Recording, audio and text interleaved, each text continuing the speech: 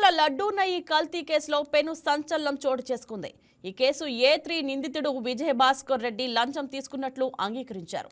నెయ్యిని కంపెనీలు కల్తీ చేశాయని, ఇందుకు అనుకూలంగా తాను వ్యవహరించానని, ఈ మేరకు లంచం తీసుకున్నానని డైరీ నిపుణుడు విజయ్ భాస్కర్ రెడ్డి ఒప్పుకున్నారు.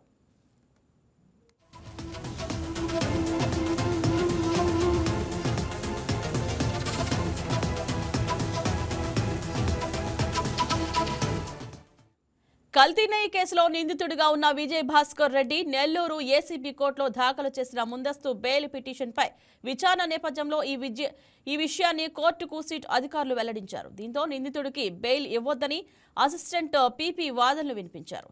ఈ వాదనలతో ఏకీభవించిన Nellore ACB court Vijay Bhaskar Reddy bail పిటిషన్ను డిస్మిస్ చేసింది.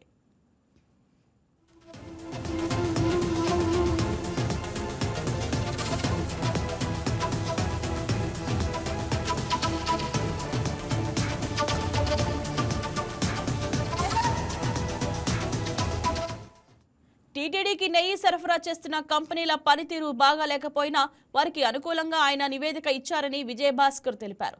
కంపెనీల పనితీరు బాగుందని, నెయ్యి నాణ్యంగా ఉందంటూ సర్టిఫికేట్ జారీ చేశారని చెప్పారు.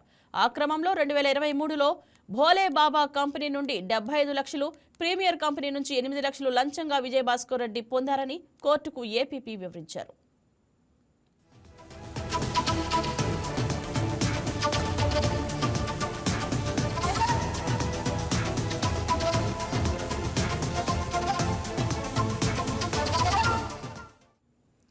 ఇక ఆల్ఫా డైరీ కంపెనీ నుంచి 8 గ్రాముల బంగారాన్ని లంచంగా తీసుకున్నారని చెప్పారు. ఆయా కంపెనీలకు అనుకూలంగా నివేదిక ఇవ్వడం వల్ల గత ప్రభుత్వ హయాంలో అంటే 2019-2024 మధ్య టీటీడీకి 118 కోట్ల నష్టం వాటిల్లిందని కోర్టుకు విన్నవించారు. ఇక సిట్ విచారణలో తాను లంచం తీసుకున్నట్లు ఆయన అంగీకరించారని అన్నారు.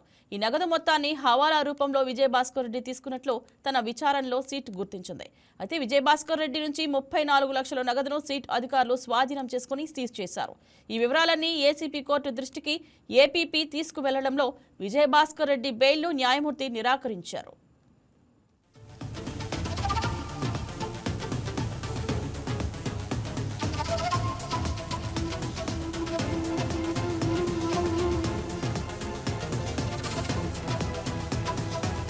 ఈ వీడియో మీకు నచ్చినట్లయితే లైక్ కొట్టి షేర్ చేసి మా వైకే టీవీ ఛానల్ని సబ్స్క్రైబ్ చేయండి.